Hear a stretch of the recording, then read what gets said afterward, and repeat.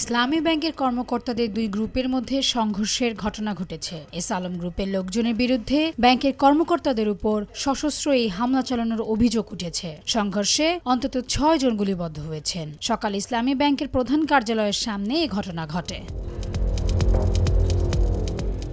ব্যাংকের কর্মচারীরা দাবি করেন, এস আলম গ্রুপের লোকজন পূর্ব পরিকল্পিতভাবে তাদের উপর হামলা ও গুলি চালায়। অবিলম্বে ব্যাংকের অনিয়ম ও দুর্নীতির সাথে জড়িতদের বিচার চেয়েছেন ব্যাংকের কর্মচারীরা। এদিকে রাজনৈতিক পট পরিবর্তনের পর ব্যাংক খোলার প্রথম দিনেই গত মঙ্গলবার বেসরকারি খাতের ইসলামী ব্যাংকে অস্থিরতা শুরু হয়। ব্যাংকটিতে আবারও জামায়াত ইসলামের নিয়ন্ত্রণে আসার প্রক্রিয়া শুরু হয়।